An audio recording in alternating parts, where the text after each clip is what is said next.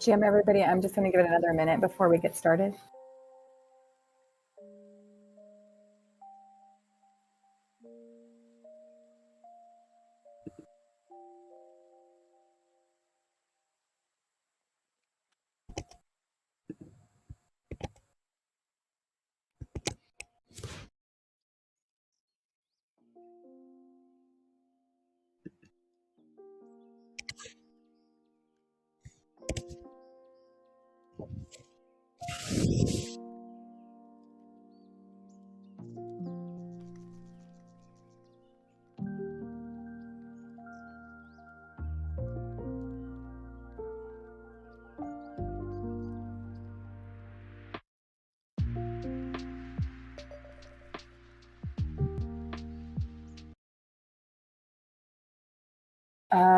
GM, everybody, there is a Zoom link in the stage chat for anybody who wants to follow along with us. We have a pretty packed agenda today. Hopefully we'll be able to get through everything and then have some time for Q&A at the end. I'm going to share my screen in the Zoom.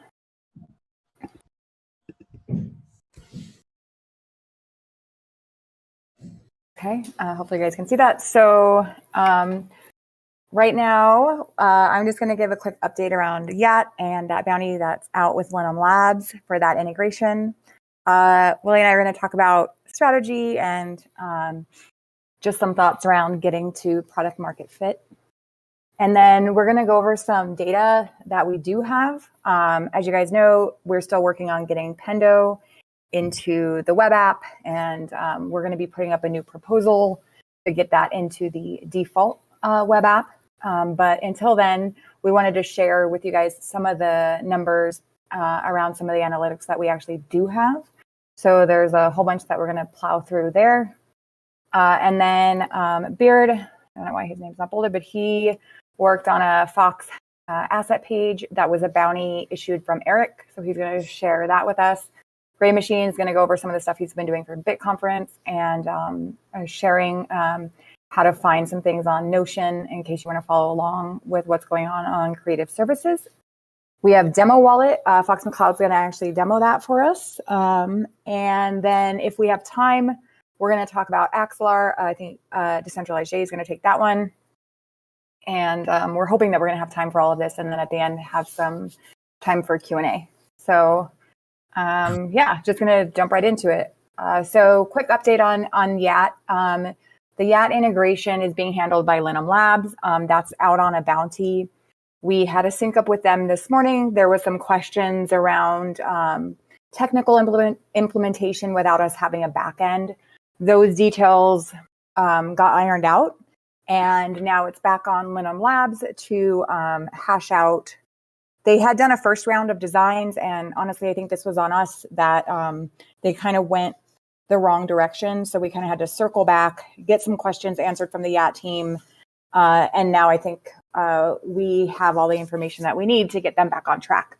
So hopefully by the next office hours, we should have some designs for that integration to be able to share with you guys. Cool. Now I'm going to jump into, or let me just see if there's any questions in the stage chat. Okay. I'm still sharing my screen. I'm going to jump onto this quick doc that we've been putting together for product market fit.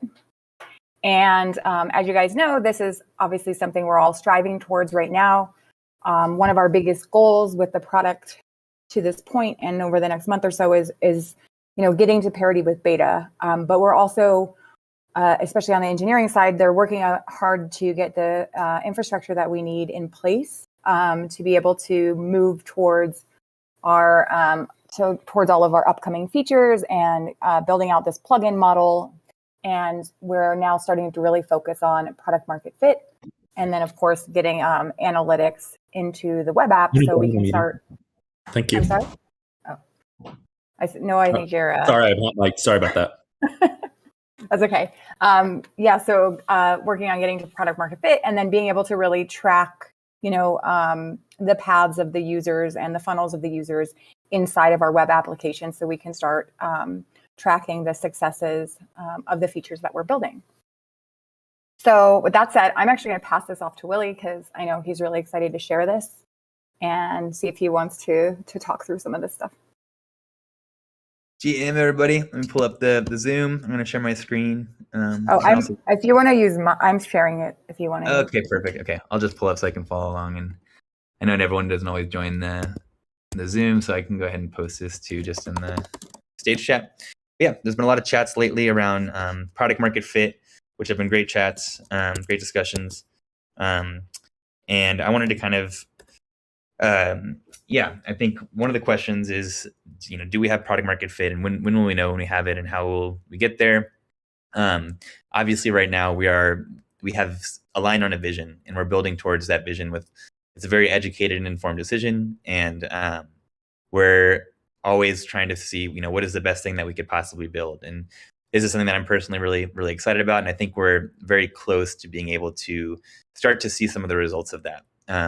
So far, one of our big priorities has been just getting up to parity with the legacy app. And while I've been doing that, the legacy app has been falling farther behind the competitive market and the industry as it evolves. And it's just been becoming even slower and buggier and stuff as it hasn't been maintained. And as some of these integrations and stuff have made upgrades, breaking changes on their end. And we've been focused on building out this new version.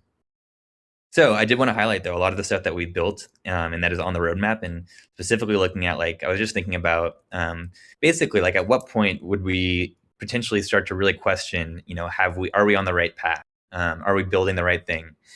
And I understand those questions. I think it's good to have these questions and stuff. But at some point, we need to recognize that we've set off on this path, and we're pretty close to having something awesome and unique and valuable, and being close to the beginning of this vision. We don't have to get all the way to the vision to know if we have product market fit. We should be able to measure that along the way. Right now, looking at our product market fit, I think I'm not surprised that we're not seeing a ton of user growth right now, because again, we're just catching up to our old app in this new open source version, and as well as the rest of the industry. We've fallen a little bit behind. But we've been building some really great foundation. We've made a big investment just over the past 9 months to build this new version out and build it in a way where we can achieve this vision. We think it's the right path to achieve this vision that we have aligned on. So, anyways, I wanted to look at kind of the next target. I think once we get here, I'm going to be. I will, if we're still not seeing user growth once we have this, then these features, which we're pretty close to, then I do think it will make sense to have more serious of these product market fit conversations and question whether we're on the right path. But personally, I want us right now to drive as fast as we can towards this path. So with that kind of preview, I want to look at this next target and some of these features. And so the first on this list is the cross-chain swaps. And we've got right now this swapper abstraction. We've put a lot of effort into building the swapper abstraction so that we can easily add new trading protocols. And we've already got Osmosis. We've done a lot of work also to get Osmosis ready with the Cosmos work and the Cosmos abstraction. And very soon we will have cross-chain swaps with Osmosis. Also Thorchain, this work is in progress and taking advantage of this swapper abstraction. CowSwap as well. Awesome. The best way to trade on Ethereum right now. And they're very excited to put up a bounty for this integration and to give us affiliate revenue so we can earn on our trade volume and hopefully see that trade volume grow. And further Elastic Swap trading. The first DEX that supports rebasing tokens wants to come do the work to integrate themselves thanks to this swapper abstraction. And that's cool. We're going that as soon as we have these features, this is a very unique offering, and I'm not sure of another interface that has all of these different DEXs available. And this is a great blend of DEXs to offer. And it's a great segue into the next point to support more EVM networks. This is taking advantage of the EVM abstraction, which is also in progress, and it is going to really open the doors to a lot of missing functionality. It's going to help us catch up, and it's going to give our users a lot more value that is currently missing from our offering and available in some of our competitors' apps. And further, once we do this, we should be able to take advantage of a lot of the work that we've already done with the trading abstraction, with the single-sided staking abstraction. A lot of the protocols that we have already integrated are available on these other EVMs, and the integration is the same. We just need to do this chain abstraction layer. So again, very soon, users are going to be able to use other EVM networks on ShapeShift and be able to trade and earn yield on these other EVM networks as well. And also the fiat abstraction integration, even be able to on-ramp directly onto these other cheaper EVM networks. Support for more Cosmos zones. We've built this awesome Cosmos abstraction, and we already have support for more zones in progress. I think this is an awesome direction for us, and something that I really want to see us, before we abandon this path or start questioning this path, like I want to see us go a little bit further. We put so much legwork in and so much groundwork in, and we can very easily turn on these other Cosmos zones and enable staking for them in the same UI UX. And that's a great auto compounding. And I think that is another great thing that could attract a lot more stakes to the ShapeShift validators and continue to bring in some great recurring revenues to the DAO. Support for more wallets. This is also in progress. The ability to connect XDeFi, Tally, Kepler, and Wallet Connect, and taking advantage of this awesome wallet abstraction that we have been building for years, HD Wallet. Very excited for this and the potential this will bring. And already these communities are showing that they're happy to promote to their own communities about this partnership. So hopefully we can bring some more users in that way. Really excited for Wallet Connect especially. And then bridging between these EVM networks and these Cosmos zones. This is one that is not yet in progress on the engineering side. It's a little bit further out on the roadmap, but we do have some grant funding for this. With the DAO Treasury last week received $20,000 from Axelar Network. There's another $700,000 of potential grant funding on the line, and we are one of 15 teams eligible to get that. So product is working on getting the UI UX together, the spec together.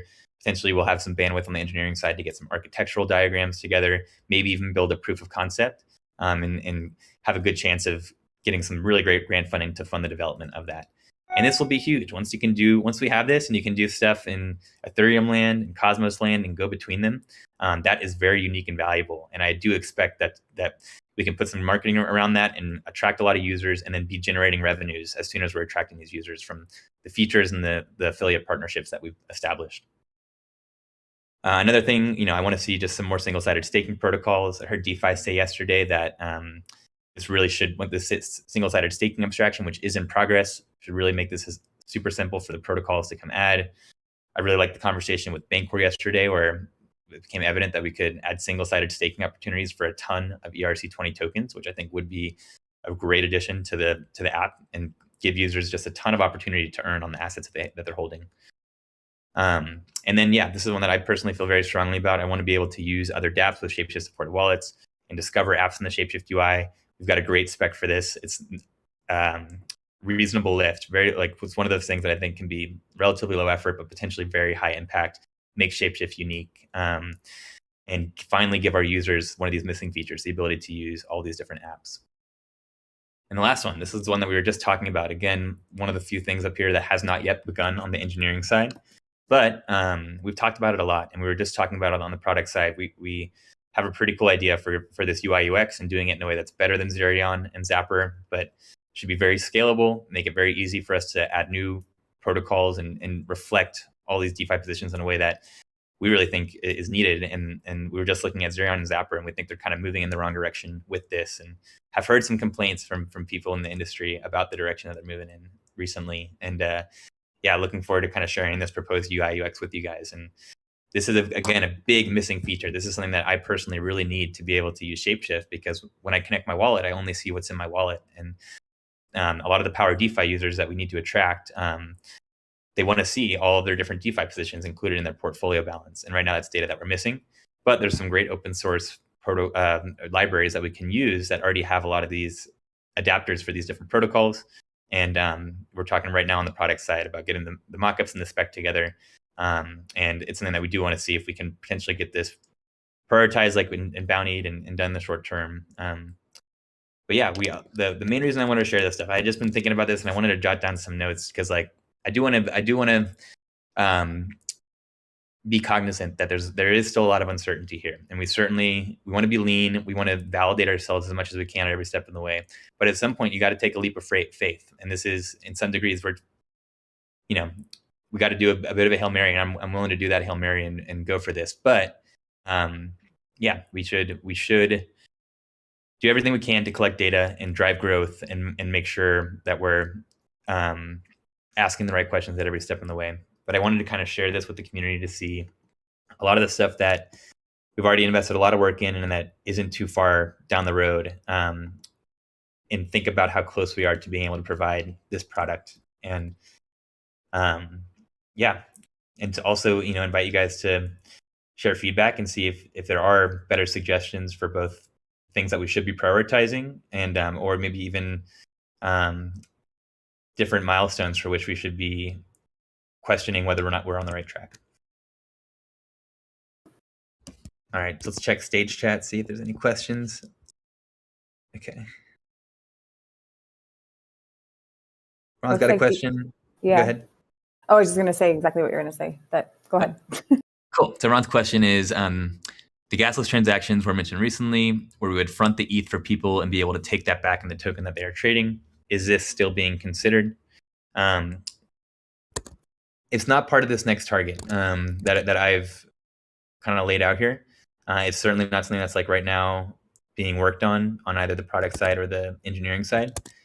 But do you want to make a case do you think, Ron, that should be one of these things that's part of this next target or something that we should be prioritizing really high? We also will be able to kind of sneakily get this through CowSwap, won't we? Because CowSwap you can do gasless trading. Yeah.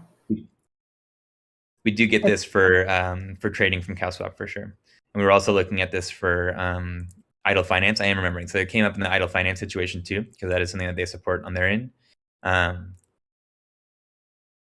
Have we decided? I know we had talked about like definitely including that as part of the scope. I was questioning that kind of myself the other day and hadn't shared that with the rest of the product team, but whether it might make sense just to get the stuff that matches your UI UX in there. And then you can always follow up with that feature, but maybe in the grand scheme of things, it could be more valuable to add different types of other staking protocols and stuff and basically kind of focus on this as opposed to doing the work to also add that gasless deposit functionality. But it's something we can definitely discuss. Yeah, it sounds like something that we can, like you said, definitely discuss. And I just want to caveat too with, I guess, piggyback on what Willie's been saying is like a lot of this right now, we're making like educated assumptions until we get the data to support a lot of this.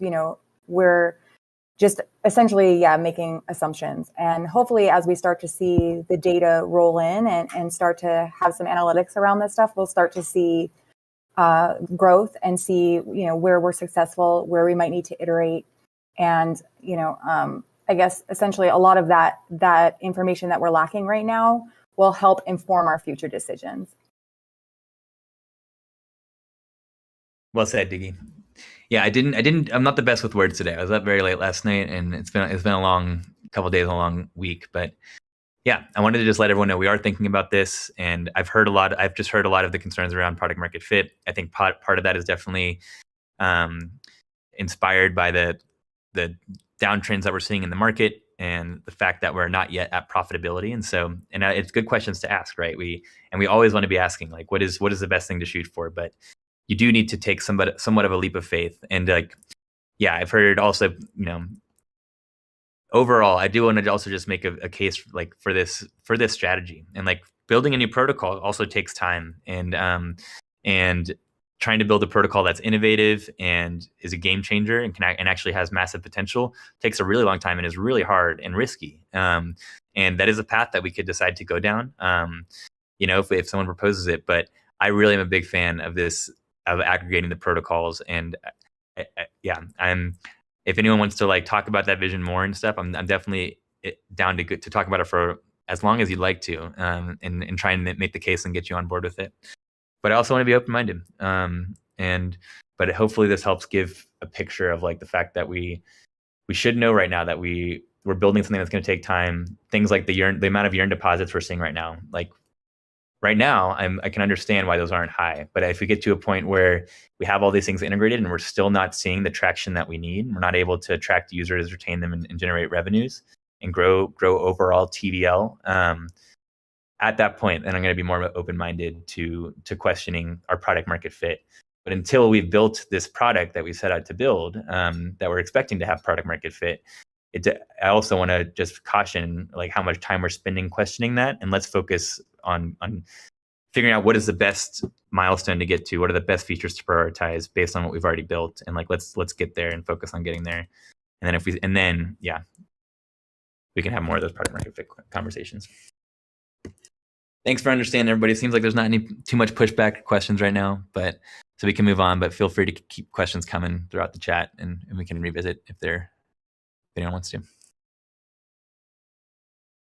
Thank you, Willie. That was all very well said. So I appreciate that. All right, we're going to keep going. Cool. So next we're going to look at some of the numbers that we have from Banksa and some of the numbers that we have from GEM with Decentralized J, and also the Foxy information that we do have. So one thing I just wanted to say before he dives into that is Banksa, those numbers, I think it's actually maybe through March. But that's all from legacy ShapeShift. So that's numbers from beta.shapeshift.com. And we're just kind of looking at those numbers against the numbers with GEM in the new web app. Once we have Banksa live in the new web app, and then once we start migrating all those users over, we expect those trends to be similar and then grow. So I'm just going to stop there. I'm going to stop my screen share and let Decentralized J take over. Yep. Very well said, Diggy. So let's just take a look at these numbers. We can hop right into it and share. I'm just going to share my whole screen because it's a bunch of different stuff on here. Okay, sweet. So we'll start off with GEM.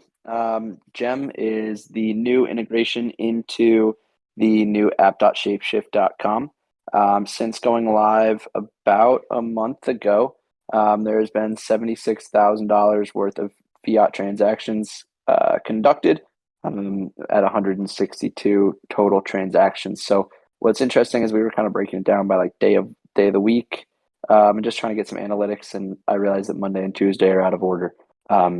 Google Sheets is not really cooperating, but interesting to kind of see just trends as we take a look at how people are using the platform, so we can kind of glean what would be the most useful.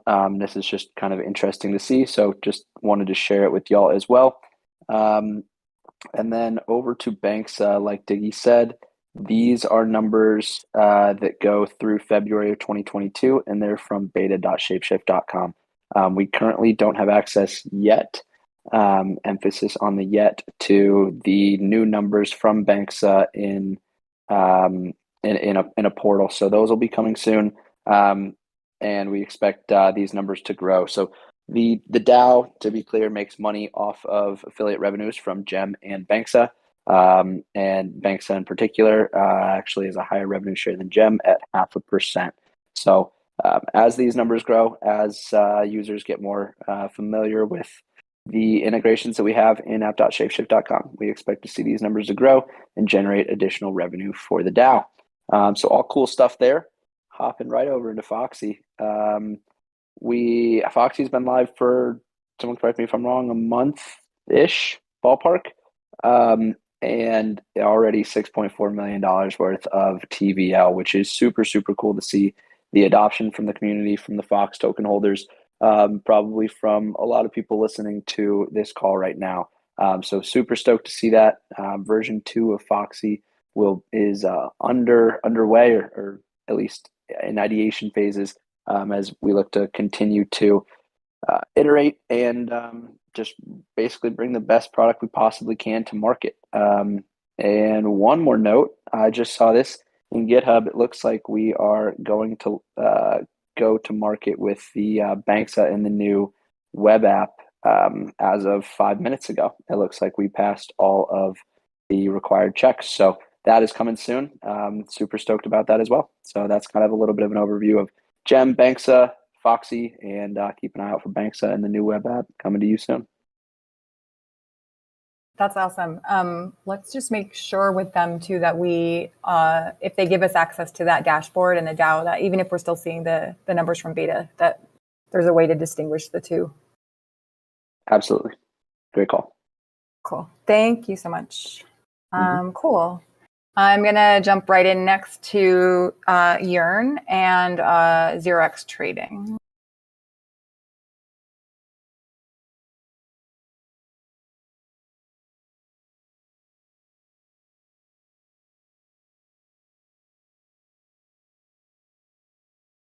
Okay, cool. So this is Dune.com. This also to all of this information on Dune is publicly available, so you guys can access this at any point. And same with all of the other data. We're going to try to make sure it's like much easier for everybody to dive in and find links to all of this information going forward. So this is Dune. This was actually, I think it was Pete Coyne who got this bountied out to a guy who's really good with all of this stuff. And he had them put together this dashboard for the Yearn integration. So as you can see, the numbers are definitely very different than they are for Foxy. But again, it's a starting point, and it's good to, keep our eyes on these numbers as we start to grow our user base. But we do have 48 total unique users who have staked into Yearn protocols, which is really cool. There's 56 vaults, and you can kind of you can see the breakdowns here. One thing we are asking that same bounty hunter to do, we're asking him to bring the data from Foxy into here, and we're also going to have him add in the information from the validators for Cosmos staking. So over the next few weeks, we expect this dashboard to get more robust, and we'll keep adding to it over time as we integrate more protocols. Let me just see if there's any questions. Okay. This is the Xerox Tracker. Again, this is visible to anybody who's interested in it. But this is trading activity through Xerox, and it just shows by trade volume. So I just wanted to show you guys where we are. So ShapeShift is here at like $2.9 million, 675 of the trades. And I think this is by month right now.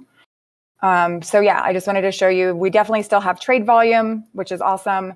And again, as we see our user base grow, we expect these numbers to grow up, and then we're really excited to have the Thorchain integration and CowSwap and just, yeah, really excited about our strategy. And it's really good right now to look at these numbers and establish a baseline for where we're at.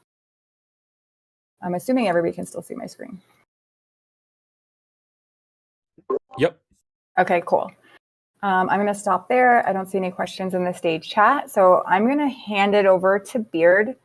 And he's going to show us this cool new Fox page that he put together for the bounty that Eric posted. We got approval from Eric the other day. So yeah, he and Hoff actually worked on this one. I will stop share and let him take over. Unless you're having power problems. Oh, no tornadoes yet. All right, can you see on my screen? Yes. All right. So yeah, there's a bounty by Eric to create a Fox token page that highlights everything about Fox and all the things you can do with it. So we wanted to give it some nice treatment to a lot of the stuff here. So we'll break down your balances for Fox, Foxy, one Fox, give you your total Fox value. We'll highlight any of the opportunities that you can do within the app. So right now it's just Foxy, earning yield. You see the current price of Fox. You can a nice CTA to buy, which you can do on Coinbase now, send and receive, and then trade.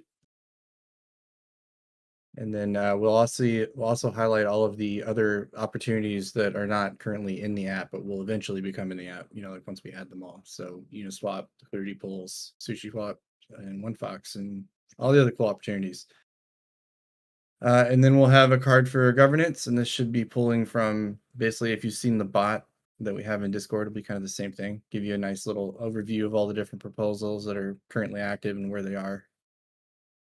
And then just more market data, and then another call out to where you can trade Fox. So should be nice to have all this information in a nice organized place for people to come check out. That's it. Any questions about this? And just a side note, we're probably going to be bountying out this one since it's mostly just front end focused. So yeah, keep your eyes out for a bounty from the product side. Yeah, and then this will definitely grow as we add more things, and it'll be like your little place to go, your foxhole, Is that a thing? Foxhole? Your That's one-stop fun. Fox shop. I think that's a thing, Beard. Let's go with that. Yeah, it's your foxhole. I have no comment. Okay. right. Moving on. Gray Machine's going to take over. He's going to talk about some of the stuff he's been doing for BitComp and show us a cool Notion doc where people can follow along with what he's working on inside Notion. Okay.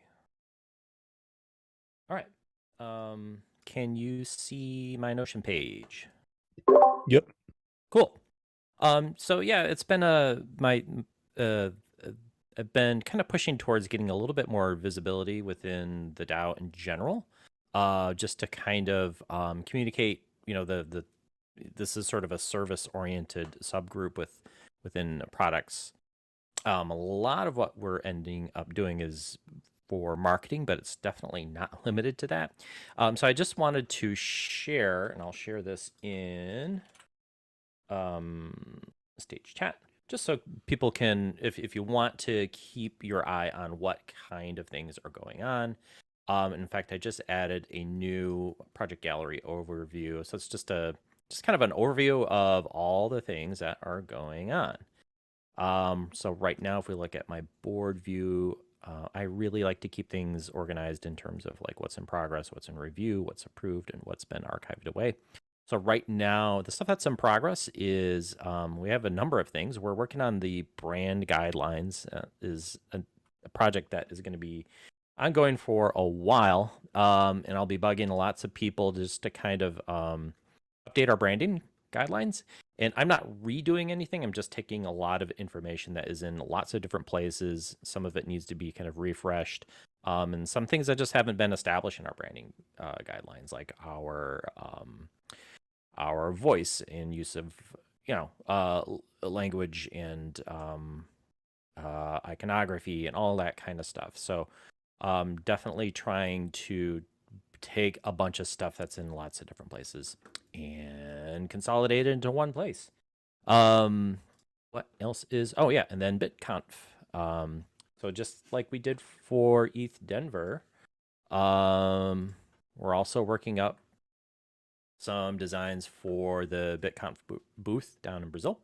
And again, I always like mocking this stuff up in 3D so that we can get kind of a real life view of how things feel. Like I had this realization that the monitor was on one side and we didn't want to have any text like get stuck behind the monitor, or maybe we wanted the monitor on the other side. It also allows us to kind of make changes on the fly and visualize this stuff. Because the artwork that I'm using in here, I can simply click on edit, and then actually I'm talking with the Smith right now to figure out if we're going to stick a QR code in there. So if I hit save and then I'm going to reload this. Would the QR code just basically launch the web app? It launches that's the question. At ETH Denver, we had it launch our link tree. And I just found out yesterday that we also have a separate Brazilian link tree. So we're trying to figure out, like, well, does this make sense having a QR in there? Actually, that feels a little bit low, but we'll probably have to, we'll figure that out. And then we can do a quick render and see how it looks. We also just found out that the color, it's cool. They have this sort of bright frame surrounding it. I'm like, oh cool, we'll just give them the RGB values of what it's supposed to be, and then they literally sent us a list of words to choose from of like blue, white, red, or whatever. So I plugged in just like blue, like pure blue, 0 green, 0 red, and we're actually trying to see how that is going to end up looking. That was one of my takeaways from ETH Denver, is that although we handed out cards that had our QR code to the link tree, we're handing out lots of cards just for people to scan a QR code, that having a QR code for people just to walk up to seems to make a lot more sense. So we're kind of trying to work through that right now. And I'm trying to think what else. So branding guy, well, let me look at my Notion. I need to close that out. And oh, that's really about it. Oh yeah, we're working on the intro to ShapeShiftDAO. A lot of you have already started recording voice for that, and we're going to start putting together a rough edit for that, but we don't have anything to show for that just yet. And then eventually, someday, I'm going to get back to this tutorial for the Fox Regen farms, which hopefully many of you are participating in. That's actually kind of, I'm going to move that to the backlog because we're just a little too busy right now to work on that. So that's all that's going on in creative services, and I shared the Notion doc or Notion link for you to take a peek at and kind of keep up to date on all the stuff that's being worked on. That is really about it for me. I'm stalling while I try to find my Zoom link here. Here it is, and I will. Where to go? Thank you for sharing that, Yeah. Gray Machine. Yeah. I would love seeing your Cinema 4D stuff. It makes me miss working in Cinema. It's such a fun tool. It's been lots of UI changes lately, so I'm kind of fumbling around myself. Well, it's not an easy one to learn, but once you learn it, it's so fun to use. Oh, here it is. Stop share. Okay, cool. I'll mute and we can go on to the next. Thank you. The last one. Yeah. No, you're not. There's a couple more things. Cool. There's a feature you guys probably are aware of called Demo Wallet, and we are so excited for this one. I think I was just saying earlier, I think we're right there at the finish line. So Fox McCloud's going to give us a demo of Demo Wallet. Yes, thank you. My mute has been so weird lately. All right, let's get my screen shared. Let me just jump in real quick too. So one of the reasons we wanted this feature is, and it's come up quite a few times, is that people want to actually be able to see and interact with the ShapeShift web app. Like, what is it? What does it do? Without actually having to connect a wallet. So this demo wallet is a really awesome way to do that. So Ops put together a wallet specifically for this. And then, of course, it was built. And now whenever we roll out a new feature, we can also add those features into the demo wallet. So it really feels like a true experience on the web app. Yeah, thank you, Diggy. That's a great intro. And yeah, it really fits into what kind of Willie started this meeting off with as we're finding our product market fit. Of course, the whole goal is to get new users. We all use ShapeShift already. We love it. We probably don't need a demo, but somebody new might want to know what we're all about before they connect a wallet. I know there's all the time different scams and worries around crypto Twitter and just crypto in general that, connecting a wallet can have your funds stolen. And I know I hate it when I get to a new protocol that I'm researching and the first thing it has me do is connect a wallet. I like to learn about it first. Some wallets or some protocols have a kind of a intro page where you can kind of learn about it. Very few actually offer a demo where you can actually see it without connecting something. A few do, and now ShapeShift is one of them. So this will, it's not live yet, but once it is live, just on the main home screen, when you connect a wallet, you'll have another option to view a demo wallet instead. If you click that, it's going to take you to your dashboard, just like you would when you do connect a wallet, except it's going to have a pre-populated key and wallet already in there. That, of course, has invested and traded and staked in the protocols that ShapeShift offers. So now without connecting my wallet, I can see what a portfolio balance might look like. Oh, I could see that I can go from an hour to an all-time graph. That's cool. Trade all the different features, my recent transactions. You can see sends, receives, stakes, trades, all the different type of transactions. Very, very cool. All my different assets. And of course, Foxy, let's learn about that. Click there. It'll take me to my asset page. So you see we went from dashboard to assets. All the info about that, my asset allocation, and my transaction history that I staked. All very cool. If I do try to do a feature that maybe I shouldn't be, since this isn't my wallet, like if I click receive, it's going to have me connect the wallet. If I try to send, same thing, connect a wallet. So no one's going to by mistake being like, oh, I forgot I was in the demo wallet, but it also does say it right up here in the top. So yeah, anything that requires any sort of signing or broadcasting will just prompt you to connect your own personal wallet. Obviously, one of our big screens that keeps growing and growing is DeFi and all of our different earning potentials. So another great way to just kind of see what it would look like if you have Fox token staking, sushi vaults, things like that, balances. You can go to see all and see all your different opportunities. So just like that, I spent about 5 minutes in here. I see the very impressive suite of protocols that ShapeShift offers, and like Diggy said, we'll continue to update this wallet as we add more features and protocols. And then hopefully we'll have users check this out and connect. And then, hopefully users will be looking at this and be like, all right, let's try it out. Or maybe they'll click buy or something and be prompted to connect a wallet. So that's pretty much it. Any questions on the demo wallet?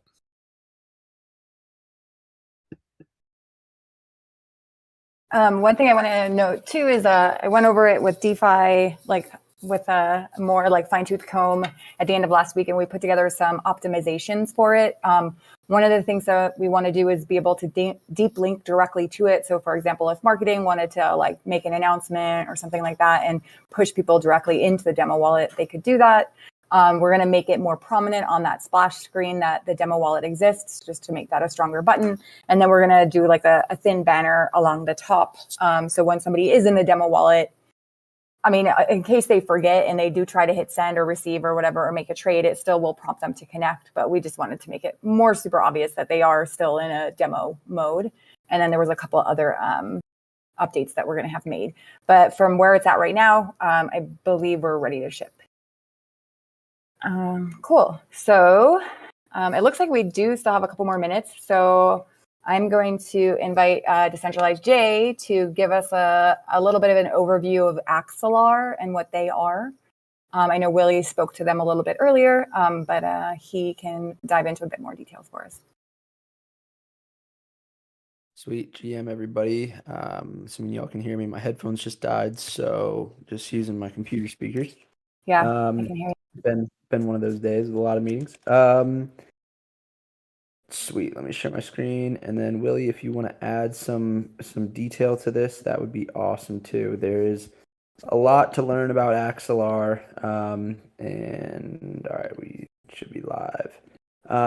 So Axelar is at a high level, a secure cross-chain communication for Web3. What does that mean?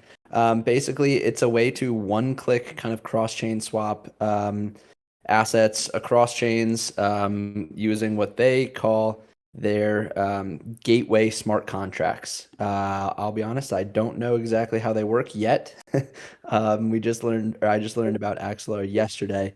But it sounds at a high level very similar-ish to Thorchain in that you are able to seamlessly swap assets across chains. One of the really cool things that Axelar brings to the table is customization with dApps. So you can universally transfer assets across chains to different dApps, which again sounds pretty cool. Willie might be able to speak a little more to it on that front, but Axelar has asked, or rather granted, like Willie said, a $20,000 bounty for integration into the ShapeShift platform, with another $700K possible, and we're one of 15 protocols that are in the running for it. So aside from being an awesome protocol, there's obviously financial incentive for us to push forward with this. So push forward we will. So a lot of cool things that I think Axelar will be able to be used for. Some of them we probably don't even know yet, but pretty excited about this. It really fits with the ShapeShift ethos of decentralization and a truly decentralized backend cross-chain swap. So with that, Willie, if you got anything else, that's... I can add a little bit too. Different than Thorchain is well, it's also cross-chain, is more about swapping one asset for another, whereas Axelar is more like bridging. So bridging one token from one environment into the other environment. Yeah, another thing Axelar supports too is just an arbitrary message bridge, which is pretty cool. So the ability to even have an account on one chain, make contract calls to contracts on a different chain, and bundle that with tokens. So like, for example, going from assets that are directly on Ethereum mainnet and like liquidity providing on Osmosis. Axelar supports that. But Sunny did say that like Axelar plus Osmosis actually could give the same experience as Thorchain, which is kind of interesting to think about. So you could imagine basically going from like Bitcoin on Bitcoin chain, sending that through Axelar into Osmosis to like a Bitcoin Ethereum pool on Osmosis, and then having the Ethereum actually then be bridged to Ethereum mainnet and receiving that on mainnet. So it's interesting, and it's a different approach to Thorchain, but it actually does use a lot of the same kind of technological breakthroughs of like threshold signature schema, this multi-party computation, which is a really cool way to secure these decentralized networks and make all this possible, and wasn't even possible until a few years ago. So yeah, I think the idea is definitely to integrate both Thorchain and Axelar, but will be interesting to kind of just to see how the space evolves, because yeah, Axelar plus Osmosis could provide the same cross-chain trading as Thorchain, but with a different model, where like not all of the tokens are necessarily paired with Rune, for instance. So yeah, it will be interesting to see which protocol ends in the end. But for now, the thing that Axelar does provide that Thorchain just does not, as our first primary interest, is the ability to bridge a token to another token on another chain, which is already a growing use case and is going to be especially relevant as in this layer 2 summer that we're heading towards, as layer 2 TVL grows, and also as the bridges between Cosmos and Ethereum are now possible. And I guess one more thing, difference between Thorchain and Axelar is, like everyone's been saying, it is a bridge for tokens. If a chain doesn't have tokens, let's say something like Bitcoin or Doge or something like that, it's not quite as effective yet. I know they have some plans for incorporating Bitcoin, but currently Thorchain is going to be the only way to go native Bitcoin to something else. So it's not, I don't see a future where it's necessarily one or the other. I have a feeling both are going to have different use cases, but both are very, very exciting technologies. Agreed. Well said. Yeah, agreed. And I just think it's worth noting too here is that we actually discovered Axelar because of the team on Osmosis. They had done a big due diligence into looking at all of these different bridges and technologies, and they pointed us in their direction. So that was awesome. Power of networking. Cool. Well, we ended 10 minutes early, which I'm excited about. So now we have an opportunity for a Q&A. If anybody has any questions or ideas they want to bring to the stage, now is the time.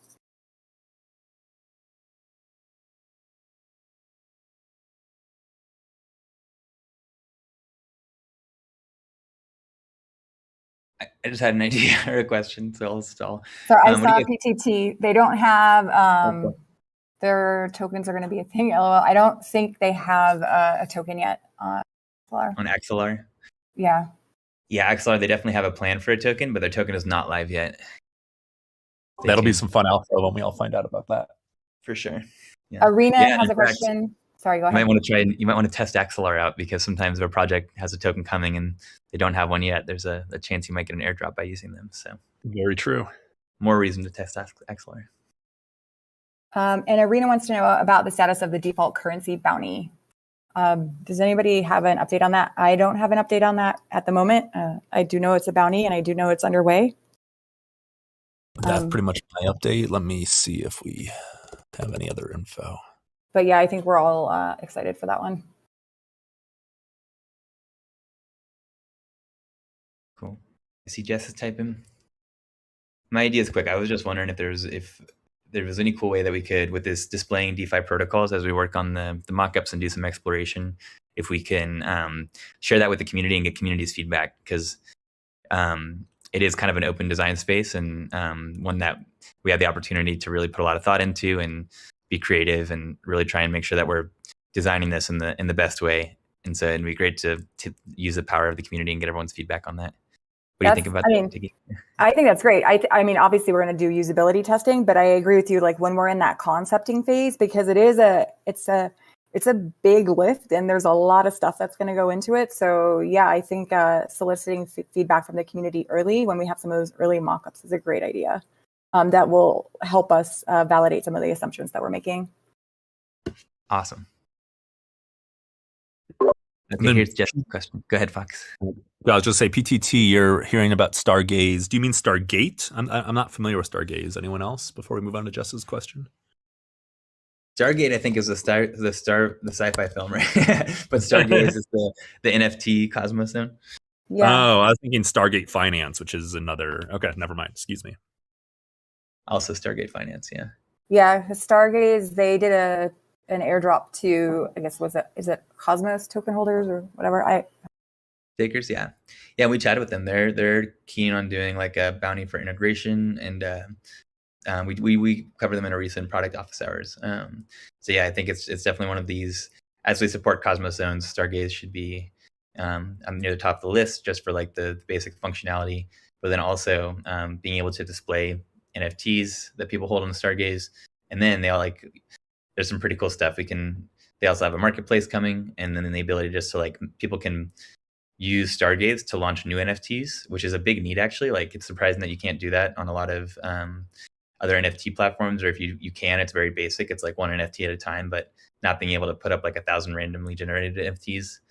They give right now on Stargaze, you can go mint NFTs with Stargaze tokens, and something else we can consider integrating, but it was not on my list of the things that I think we need to be focused on to try and get to this point where we can measure product market fit and see if we're on the right path.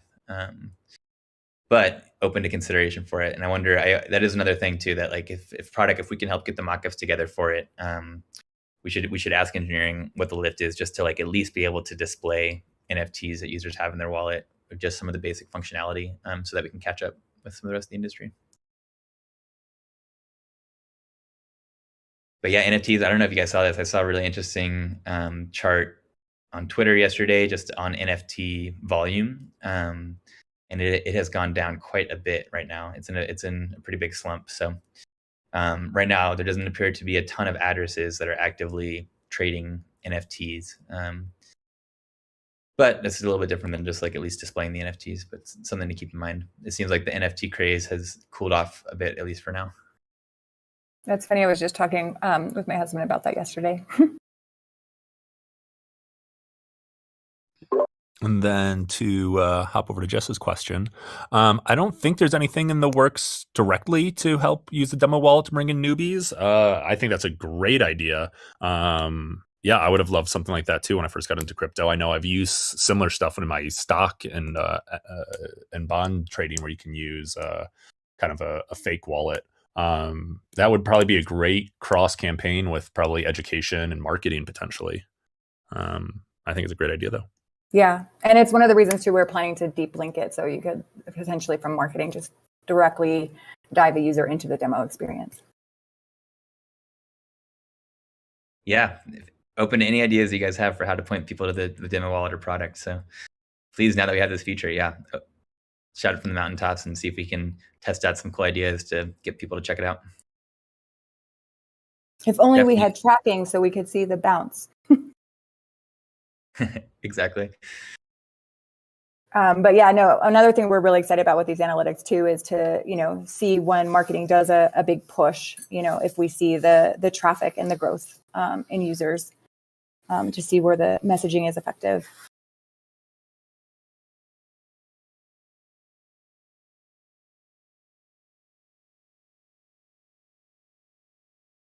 I think Jess wants to jump up here. Hey, Jess. Hi. Hey, Jess. Hi. I'm in my car in a rainstorm, so I hope it's not too loud. But my question is, so about the demo wallet. Okay, so at C4, we've been having this weird issue just lately where it's not really weird, it makes sense. People are sending money to us for the exam on the wrong layer. There's like a lot of confusion about it. We've never had it so much, but suddenly, like in the last maybe 6 months, because of XDAI and DAI, and like people are uncertain about it. So my question is, on the demo wallet, is there anything like in there that kind of guides people, and I'm sorry if I missed this, into like what chain to use, or like how to make sure you're sending between the right addresses? Does my question even make sense? That definitely makes sense. We don't have anything like that yet. I could see us, once we do have Pendo activated or integrated, we could definitely have a guide that pairs with the demo wallet, which I think could work really well.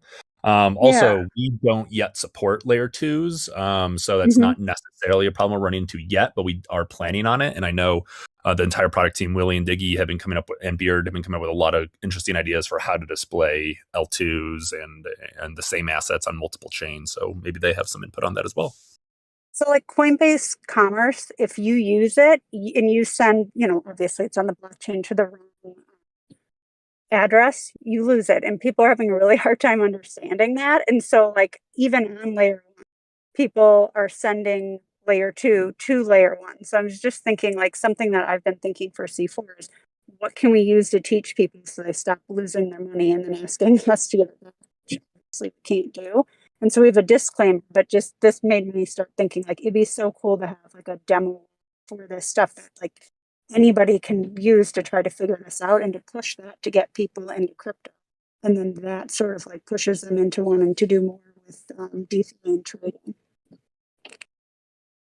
Yeah, that's a really good point, and it's definitely a mistake people often make. In fact, my husband just made that same mistake the other day, doing exactly what you're saying, and then realized very quickly right after the fact what had happened.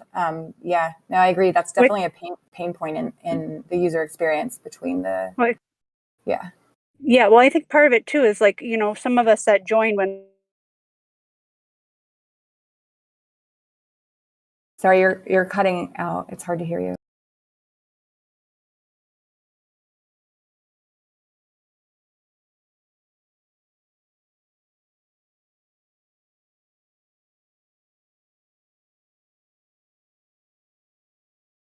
All right.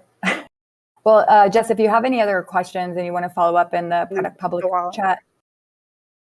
Sorry. No, that was it for me. Okay. Thank you. Cool. Well, we're right at 2:00 right now.